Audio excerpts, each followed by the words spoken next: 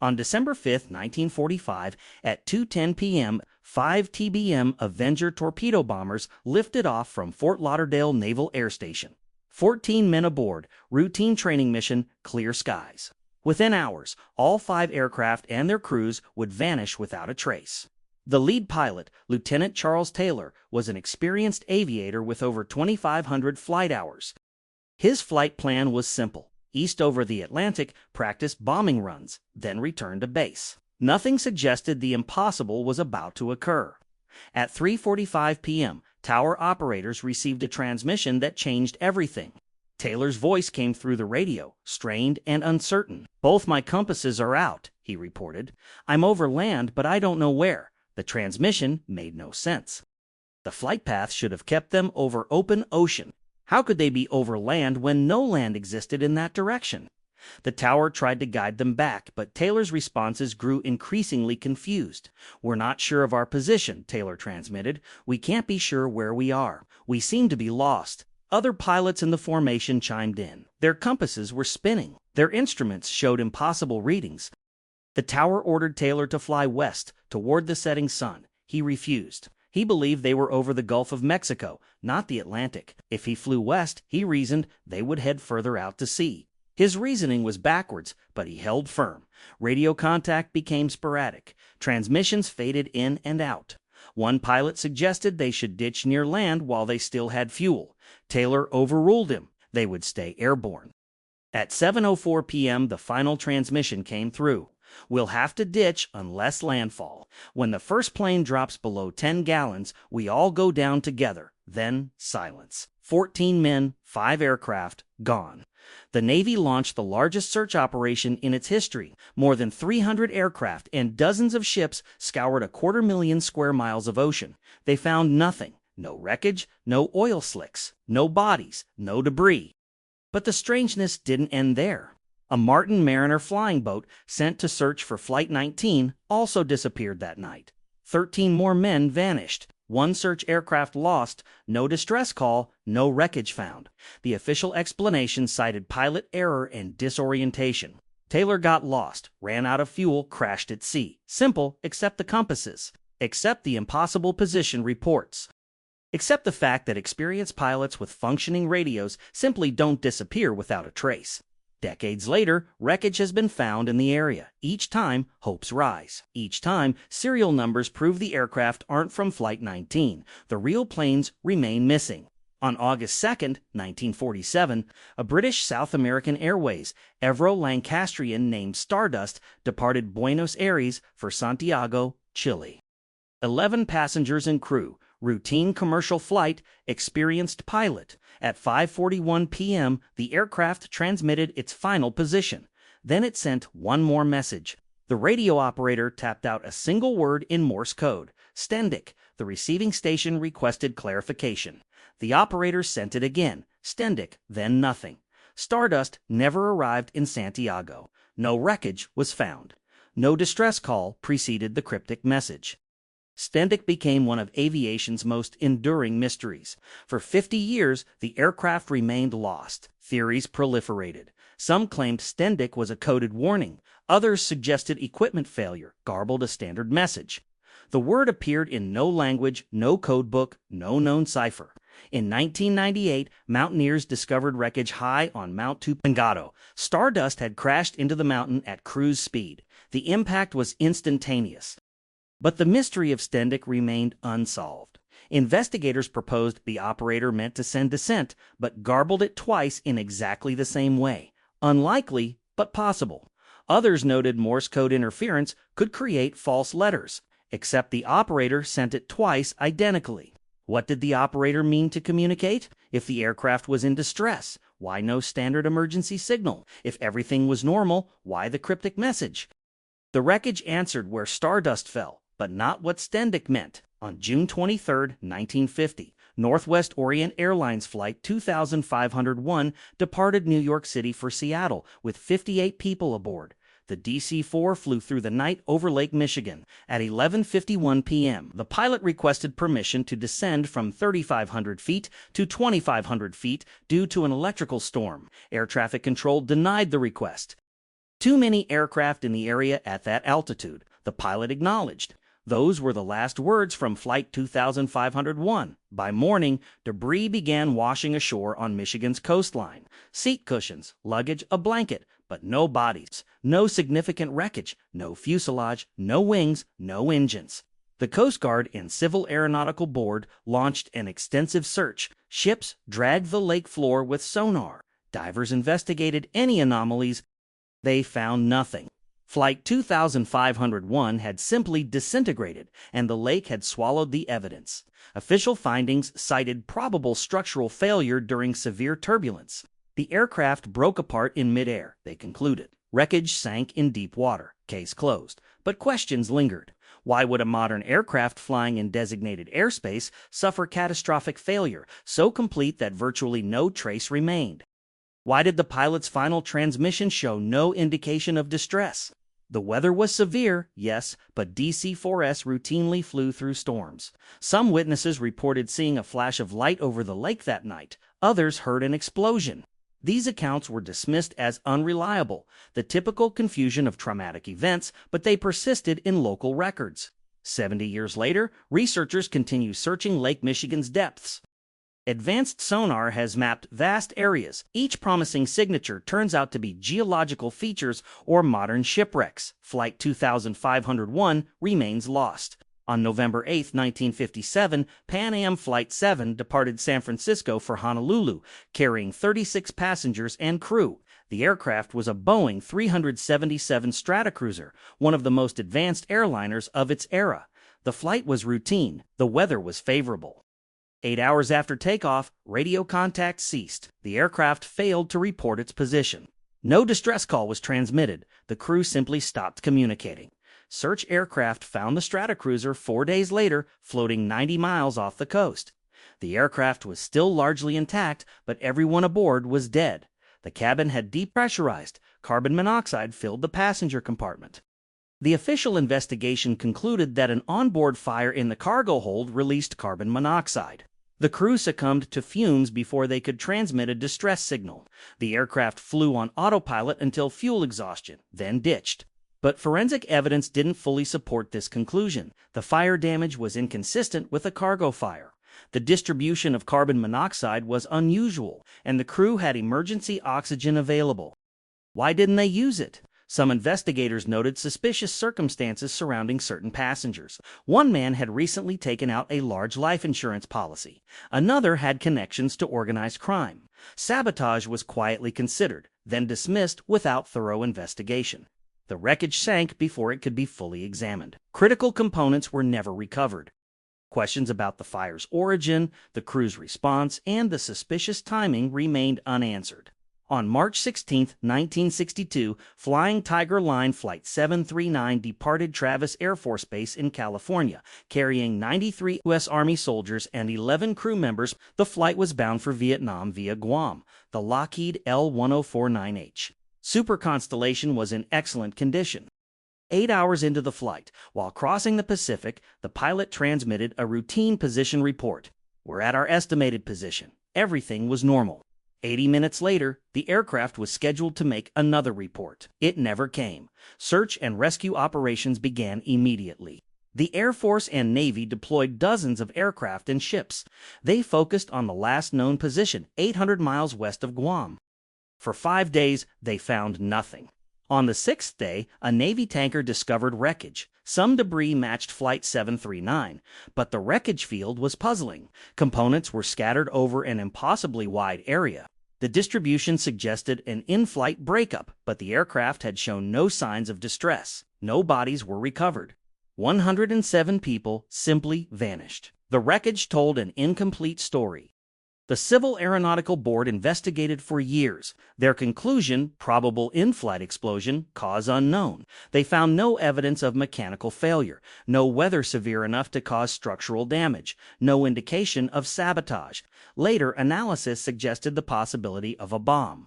Some debris showed blast patterns, but no definitive proof emerged. The military was transporting soldiers to a war zone. Security was supposedly tight.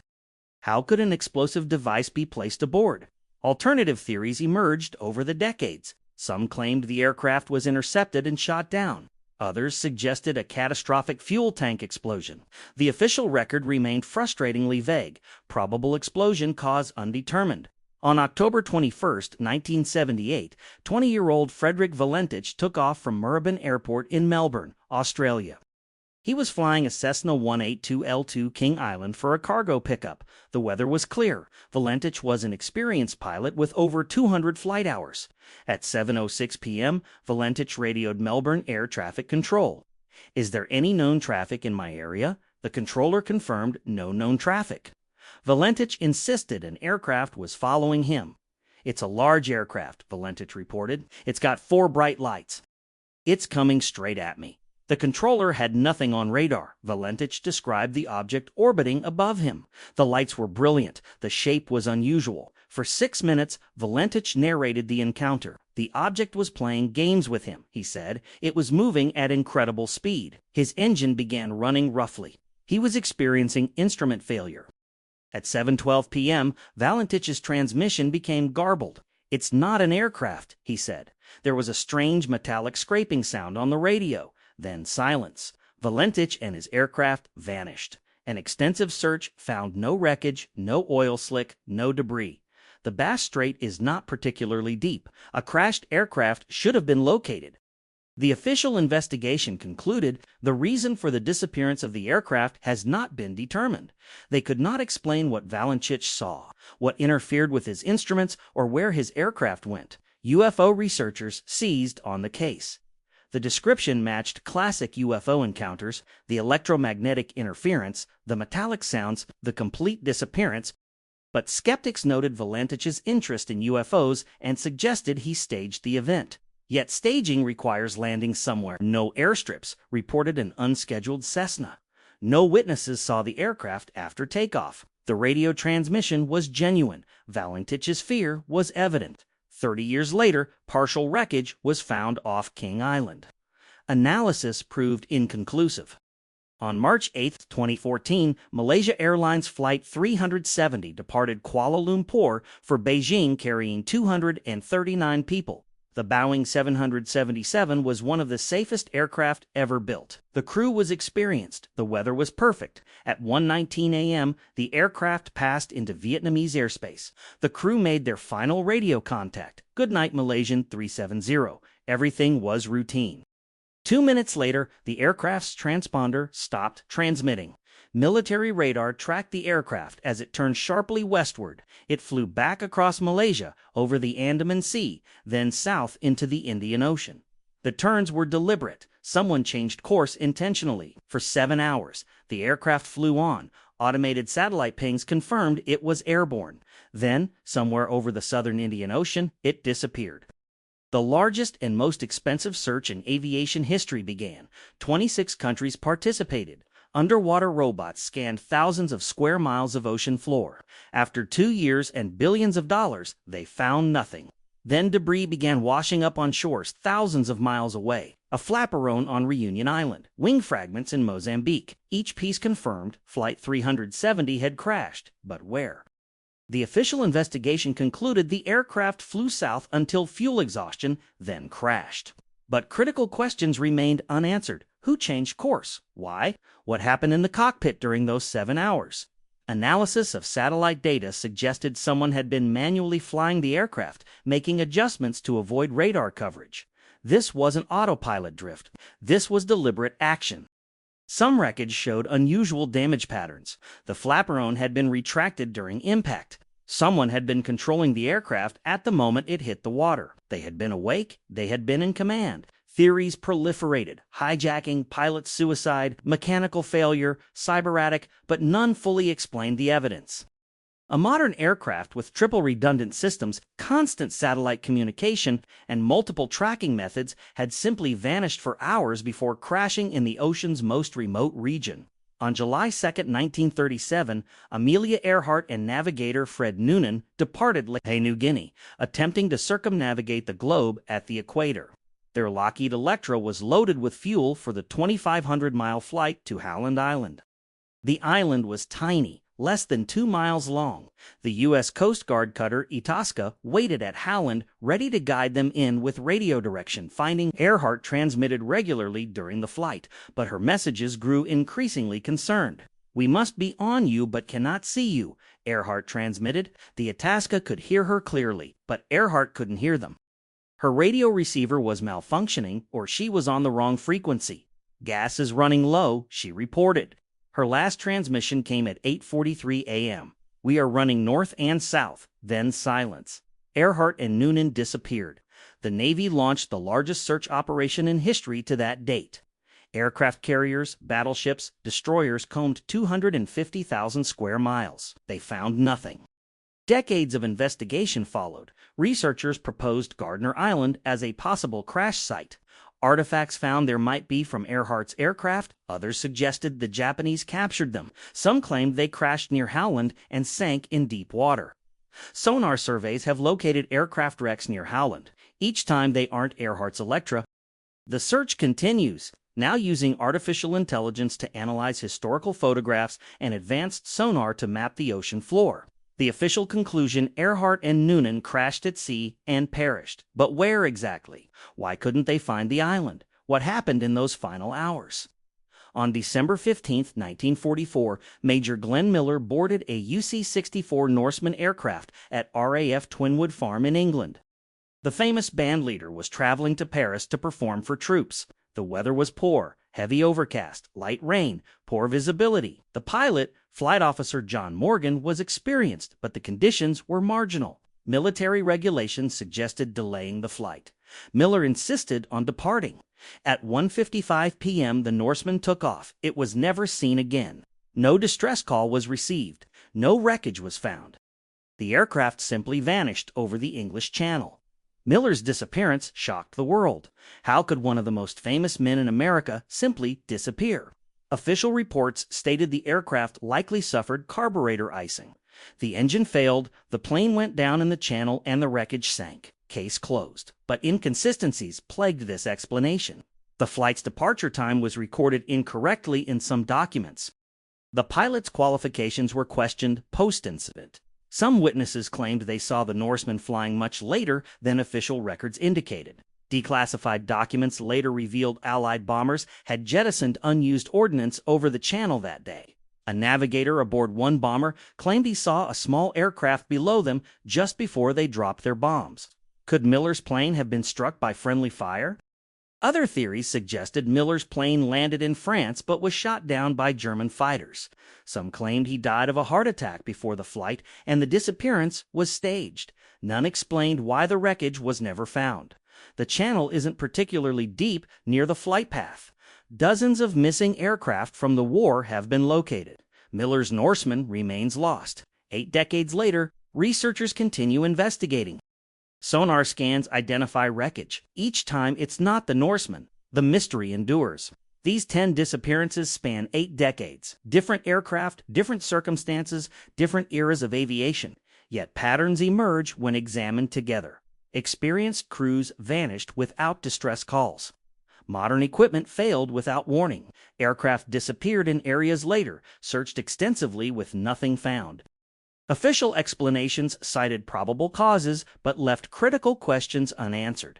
Consider the technology available during each incident. Flight 19 had radio communication, Stardust had position reporting, Flight 370 had satellite tracking, transponders, and multiple redundant systems, yet all disappeared. The official narrative is consistent: mechanical failure, pilot error, unfortunate circumstances, but mechanical failures leave evidence. Pilot errors follow patterns. Unfortunate circumstances don't repeatedly erase all physical traces. Some disappearances occurred during military operations or involved military personnel. Flight 739 carried soldiers to Vietnam. Glenn Miller was on military business. Coincidence or something more deliberate? Others vanished in areas now known for unusual phenomena. The region where Flight 19 disappeared became famous for unexplained events. Valentich's encounter occurred in a location with multiple UFO sightings. The human cost is staggering. More than 700 people vanished in these 10 incidents alone. Families waited for answers that never came. Investigators assembled incomplete puzzles.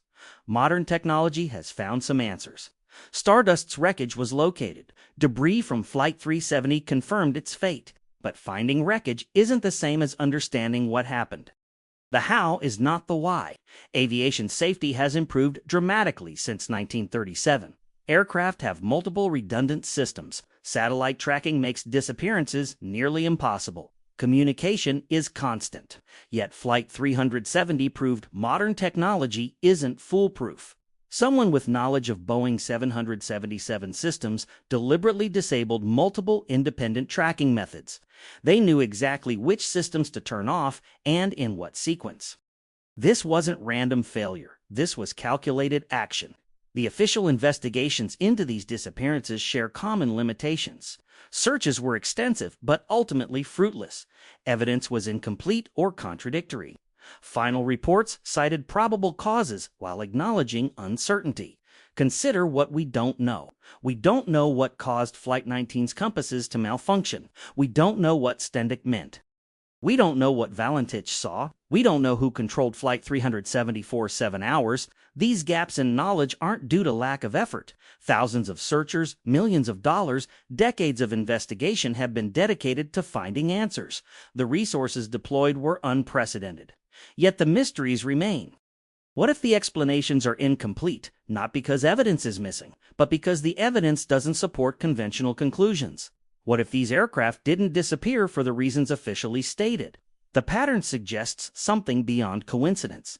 Experienced crews, functioning equipment, clear conditions, then sudden silence. No gradual failure, no progressive emergency, just abrupt disappearance. Wreckage from some incidents has been found decades later in locations already searched. Stardust was found on a mountain that had been surveyed. How was it missed initially? What else has been missed? The technology to find aircraft exists. Ground-penetrating radar, side scan, sonar, satellite imaging can locate objects deep underwater or buried in ice. Yet several of these aircraft remain missing despite searches using such technology. Perhaps the aircraft are in locations no one is searching. Perhaps the search areas were deliberately incorrect. Perhaps the official narratives about last known positions and flight paths were never accurate. The families of the missing deserve answers. The official explanations provide closure without understanding. They tell us aircraft crashed, but not why. They tell us people died, but not how. Each disappearance has unique circumstances, but together they reveal aviation's darkest truth. Modern technology hasn't eliminated the possibility of vanishing. Aircraft can still disappear completely. People can still be lost without trace. The investigation continues. New searches are planned. Advanced technology promises better results. But 8 decades after Earhart disappeared, 79 years after Flight 19 vanished, 11 years after Flight 370 went missing, we still don't have complete answers. What really happened to these aircraft? Who or what caused experienced crews to vanish? Why do official explanations leave so many questions unanswered? The evidence exists somewhere. The truth is waiting to be discovered. If these stories intrigue you, consider subscribing to Investigator Squirrel. There are more unexplained disappearances, more mysteries in the sky, and more questions demanding answers. What other aircraft have vanished without explanation? Share your theories in the comments below.